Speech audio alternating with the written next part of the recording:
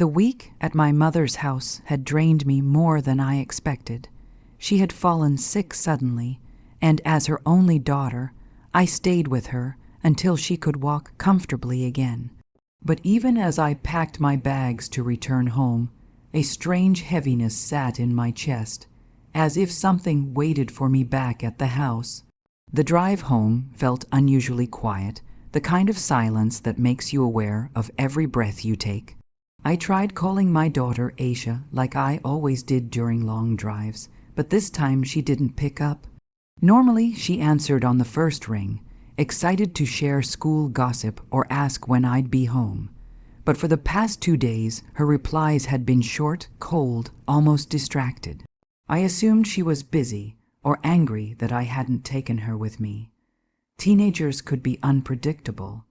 When I finally reached the house, the first thing I noticed was the unsettling stillness. No TV running in the background, no music from Aisha's room, no shoes scattered near the door. Everything was neat, too neat. Aisha hated cleaning. Aisha, I called out, my voice echoing through the hallway. She appeared from the living room, but something was off. Her eyes were red, her posture tense, and she seemed startled to see me, as if she hadn't expected me to arrive so soon. "You're early," she said, forcing a smile. I scanned her face. "Where's your father?" She hesitated.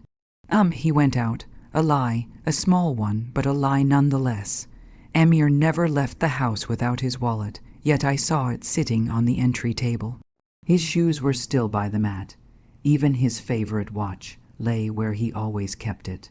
A faint noise, something like a muffled thud, traveled through the floorboards. I frowned, instinctively turning my head toward the basement. Aisha stiffened instantly. "What was that?" I asked. Nothing, probably the pipes," she replied too quickly, but the sound came again, clearer this time. Thud! Then a voice, weak, strained, but unmistakably human. I felt the air vanish from my lungs. "Aisha," I whispered slowly, "is someone in the basement?" Her face paled and her lips trembled as if she were holding back a confession or a disaster. My heartbeat pounded like a drum. Everything suddenly felt wrong, terrifyingly wrong. I stepped toward the basement door, and Aisha's trembling hand reached out, gently touching my arm, not to comfort me, but to stop me. "Mama, please don't go down there," she whispered, and in that moment I realized something unthinkable. She wasn't scared of what I would find. She was scared because she already knew. A cold shiver ran through me as I stared at Aisha's trembling hand clutching my sleeve. Her eyes pleaded with me, wide and frantic, but I couldn't look away from the basement door.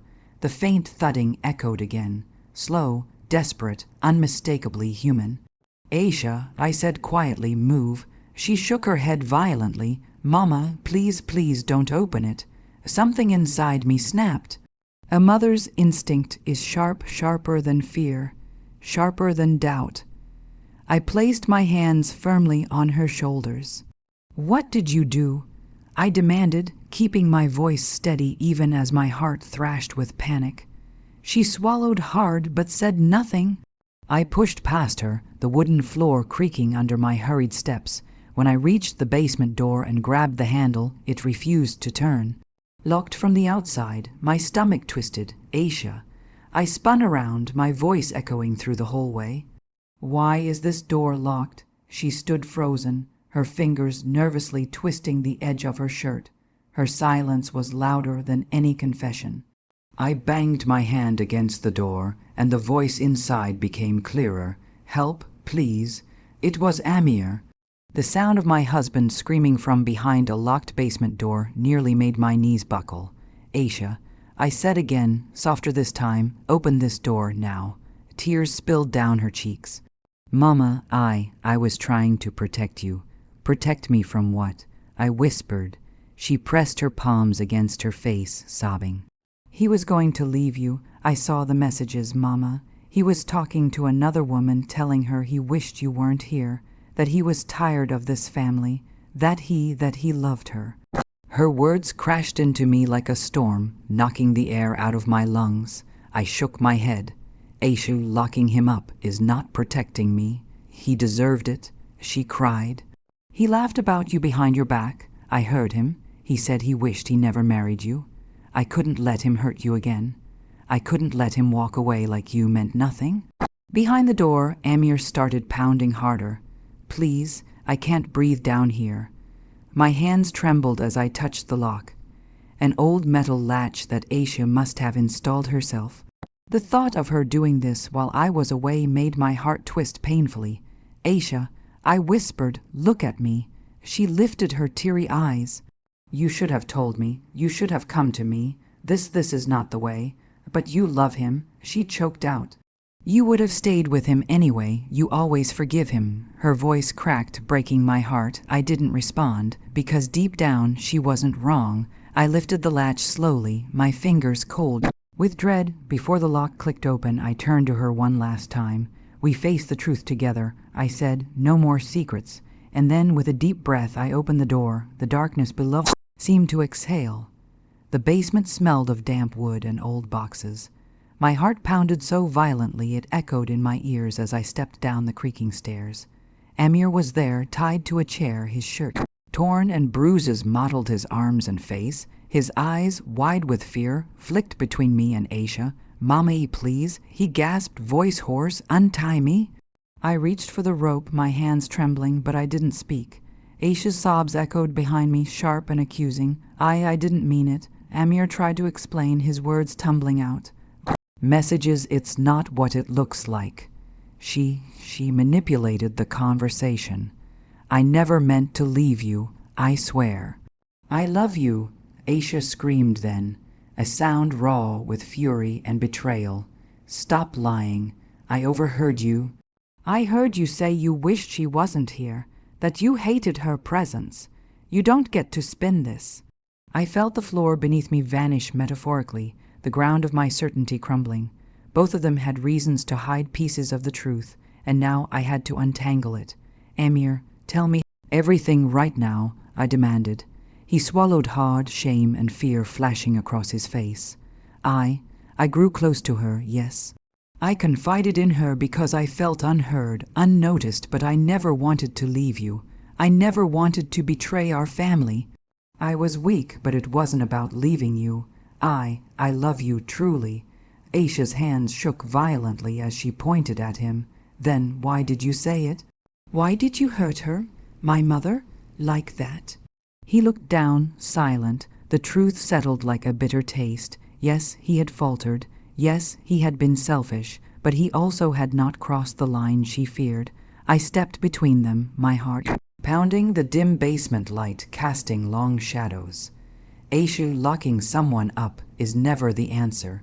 What you did was extreme. You need to understand that. Amir, you need to face what you did too. Lies, neglect, words spoken in anger. They all have consequences. Aisha's tears streaked down her face, remorse battling the anger in her eyes. Amir's chest heaved. The rope now loosened as I untied him, and he rubbed his wrists, ashamed and exhausted. Silence settled for a moment, thick and suffocating. Each of us realized something vital. The truth hurts, but lies and fear hurt worse. Basement had held secrets, confessions, and betrayal, but it could also be the place we began to rebuild, or destroy completely. I looked at both of them, my heart torn but resolute. We have a long road ahead, I said quietly, but from here on, no more secrets, no more games. You both will see the cost of your choices. And as Amir stood unsteadily and Aisha wept quietly, I knew revenge wouldn't be about punishment. It would be about teaching them the weight of their actions while I rose stronger from the storm they had created. The basement felt heavy, as if the shadows themselves were judging us. I untied Amir fully, but I did not rush to hug him. There would be no easy forgiveness. Not yet. Not after the betrayal, the lies, and the fear my daughter had endured. My heart ached, but a new resolve had taken root. I would not let anyone take advantage of me. Again, Aisha, I said, my voice calm but firm, locking someone up is a crime. Not because I care only about the law, but because trust, once broken, can destroy everything. You will face consequences for what you did. But this is not about punishment in the way you imagine. It's about learning responsibility. Her sobs shook her, her small frame trembling as she buried her face in her hands. I just wanted to protect you, I know, I replied softly, but protecting someone doesn't mean controlling them or taking justice into your own hands. You need to make amends. You will attend counseling, and you will work with me to rebuild the trust you've shattered. I turned to Amir. His face was bruised, his eyes haunted. And you, I said, you will confess your betrayal, not just to me, but to our family, to anyone your actions affected. You cannot erase the pain you caused with lies or excuses. You must face it, and you must prove through action, not words, that you are worthy of our trust again. He swallowed hard, shame clouding his features. I understand, he murmured. I will do whatever it takes. The sweet revenge was not in public humiliation or anger. It was in making them feel the weight of their actions and the slow, patient climb back to redemption. Both would carry a quiet burden, a constant reminder of how easily trust could fracture. And I, having witnessed the betrayal firsthand, would no longer be naive. Over the next days, I watched the change begin. Aisha apologized, not with excuses but with honest effort. She worked under my supervision, learning to communicate without fear or manipulation. Amir, though humbled and embarrassed, began to confront his own flaws, sharing his mistakes openly with our family. And in the quiet moments when the house was still, I felt a sense of triumph, not from revenge in its cruelest sense, but from reclaiming my power. They had learned that betrayal has consequences, that actions carry weight, and that forgiveness is earned, not given. I stood in the living room one evening, watching them both work to rebuild what they had almost destroyed. My chest swelled not with pride for them, but with the knowledge that I had survived the storm, emerged stronger, and shown them that a mother's love is fierce, unyielding, and, when tested, capable of the sweetest justice.